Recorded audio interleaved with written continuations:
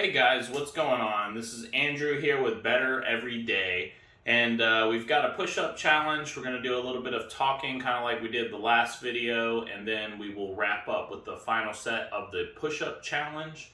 So this is kind of going to be the layout of this video. If you just want to follow along with the push-up challenge, I will also timestamp this video like the last one that I did, so you can just skip right to the first and then second set of push-ups. And if you want to hear the whole thing, listen to me ramble on about some different things today, then go ahead and do that as well. But yeah, let's go ahead and knock out our push-ups first.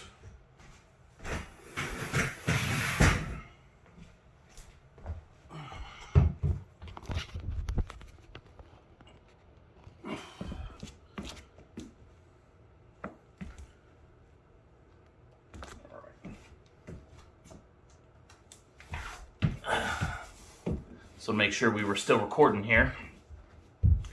Alright, so it's February 3rd, which means that we're going to be doing 3 push-ups for the first set. So I'm going to just knock out these 3 push-ups, and then we will go to the final set, which is going to be a set of 30 for the month of January. So yeah, let's go ahead and do them. Here we go. 1, 2, 3.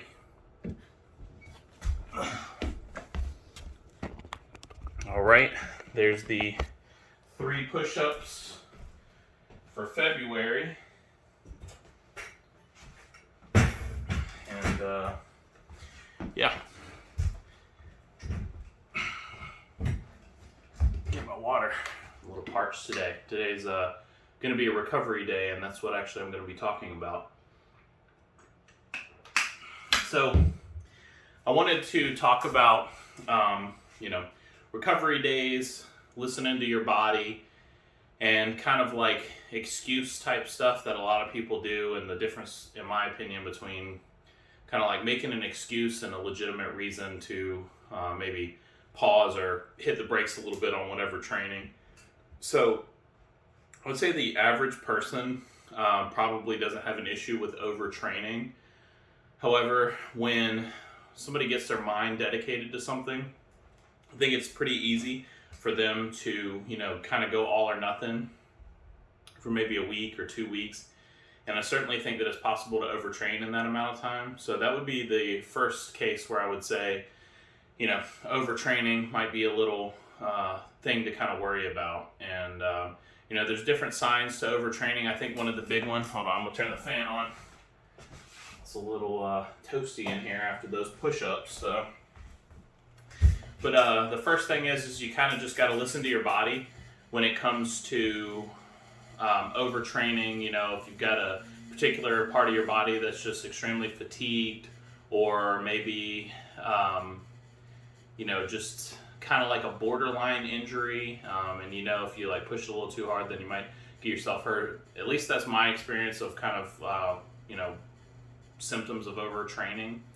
So if that happens, I would certainly say, pump the brakes. Take a day off, take 2 days off, however many that you need to, but just don't let those days off grow into something other than a necessity for you to continue with your program.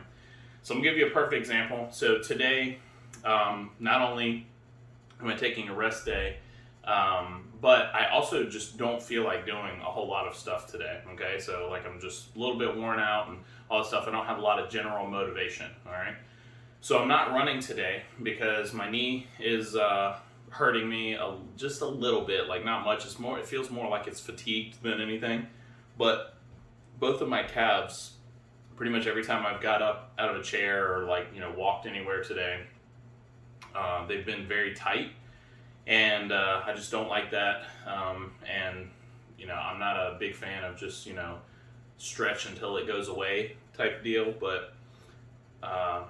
Yeah, they're tight, and so I'm like, well, maybe running's not the best thing to do, because now I got my knee, my hamstring's a little bit tender already, and now my calves are just tightening up randomly, almost feeling like they're going to cramp.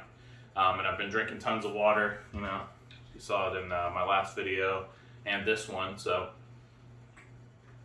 I drink just under a gallon of water a day typically as well, and I've also got a lot of electrolytes going in me. So I don't think it's a dehydration thing. I think it's basically just muscle fatigue. So the example that I wanted to give you is this. I don't want to do my push-ups today. I have no reason not to do the push-ups. My arms, they feel great. My chest feels great. Like, I have no reason why I couldn't do the push-ups. I just didn't want to do the push-ups. So the reason why I'm doing the push-ups today was because that was just like my own mental excuse to like try and get out of the push-ups, where it's like, oh, well, I'm already not running. Why don't I just not do the push-ups too? But then I, stopped myself right away and was just like, no, there's no reason why I can't do the push-ups. There's a reason why I can, or why I shouldn't do the running. So that's just kind of an example that I'm talking about. So the reason why I'm saying this is because I think one of two things happens. We either make excuses in our mind, and we're like one extreme where we're like, oh, well, I'm a little sore from yesterday, so I can't do anything today. Or we have the opposite mentality where we're like, hey, we're sore, we're fatigued, body's kind of breaking down, maybe been overtraining a little bit, but we're going to keep pushing through. And both of those circumstances are pretty much dangerous to an equal degree, in my opinion, because one, if you injure yourself, like, you're done. So instead of being able to train tomorrow, because I took a rest day today, I'm done. I might not be able to train for a couple of weeks, or however long it is, depending on the injury. And then the opposite side of that, when we start making excuses that aren't really necessities to stop exercising, one day turns to two, turns to three, turns to, oh, well, last year I was in pretty good shape. And I'm saying that from my own experience. So a couple of things that help me mitigate either one of those is, listening to my body, like listening to your body whenever you're training, listening to my body when I'm doing my training program. I could probably push myself to run today, and I probably wouldn't get hurt, but I do think that there's like a good possibility. And if I didn't run today, I would run tomorrow as well. I'm sorry, if I ran today, I would be running tomorrow as well. So at what point do you say, hey, I got to draw a line in the sand? I would much rather take today off, even though I don't want to, from running, and get back into it fresh tomorrow, and then go from there. And that's actually what I did at the very beginning when I started running last year, but I kind of veered away from that. Like I said, I was trying to do 6 days a week, but then that turned into basically 3 days, and then a day that I rested, and then another 3 days, and then a day off, and so on and so forth. So I stopped doing that towards the end because I could run 7 days a week and not really need a rest day. Not that I really did that, but I just didn't stop if I was overtraining like I did at the beginning. I think that's a lot of the reason why I injured my calf, along with the fact that I wasn't really listening to my body at the beginning of the marathon. So if you want to hear that story, I will link in the description the previous video that I did yesterday in there, so you can kind of hear the story, some context of what I'm talking about. But back to what I was saying, some things to just kind of help you out is like, if you're training, I know you don't want to lose that mentality, you don't want to lose that momentum, and that can be certainly hard to do if you stop in your training. But that's not the way you should look at it. You should look at it as like you're kind of resting for a big event. If I had to run a 5K tomorrow, I wouldn't have been running today. So I kind of look at it like that. I'm taking a day off today, but tomorrow I'm probably going to do a bigger run, and that's kind of my mentality, running wise anyways. If it was another muscle, maybe from lifting, I might continue lifting and just the day that I would have done that muscle group, maybe take that day off, just to keep my rotation in sync, or maybe I'll just do something completely different. I'd add an extra cardio day, maybe, so maybe some calisthenics, stuff like that. But the opposite side of that I was saying was extremely dangerous is like, whether you're like kidding yourself in your mind. I've always used the example of like people bringing up random excuses to like not go to the gym, not to work out, or not to run, whatever your particular exercise is. And it's just like, oh yeah, I was actually going to start going back to the gym yesterday, but I realized it was a full moon, so can't.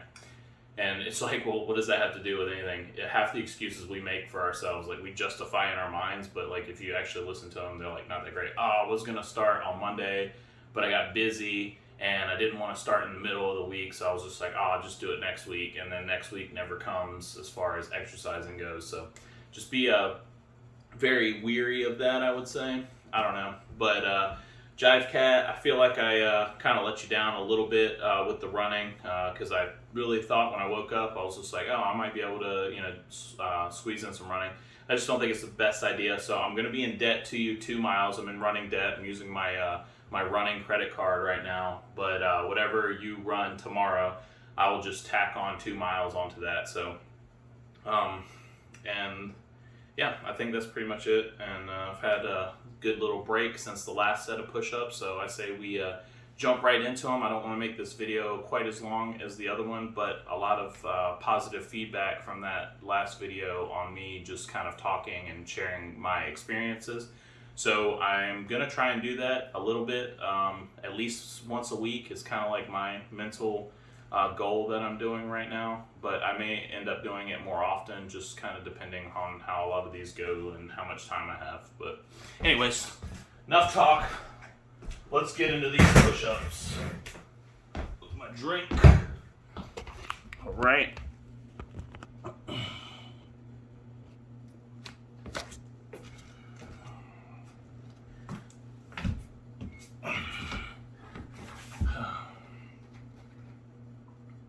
Oh, adjust that camera just a tad.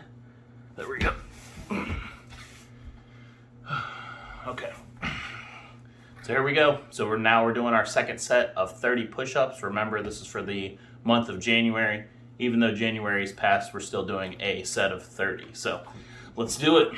1, 2, 3, 4, 5, 6, 7, 8, 9, 10, 11, 12, 13, 14, 15, 16, 17, 18, 19, 20, 21, 22, 23, 24, 25, 26, 27, 28. Ugh. Trying to get a little bit more depth on these push-ups. 29, 30. Ugh. There we go. Yeah, so I got a comment on my last video to kind of get a little bit more depth, and I always take that kind of thing with a grain of salt, so I'm trying to get a little more depth, and that just goes to show you why it's important as well, because obviously it was a lot harder to do those 30 than the previous 30. So I think that's all I got for today. If there's any topics that you guys would like me to cover as far as I guess my experiences with stuff,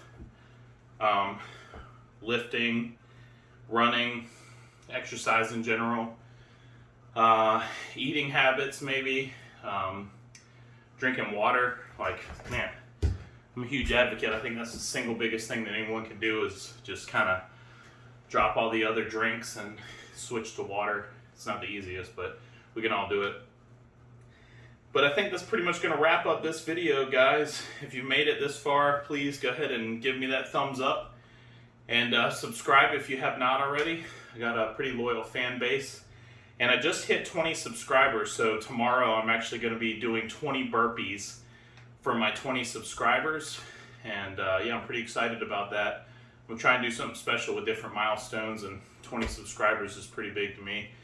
I know not some of you guys with that follow me with hundreds or maybe even thousands of subscribers. That's pretty cool. Maybe one day I'll be there, but like I said, I'm going to go ahead and wrap up this video. But as always, guys, remember, you got to stay motivated and stay fit.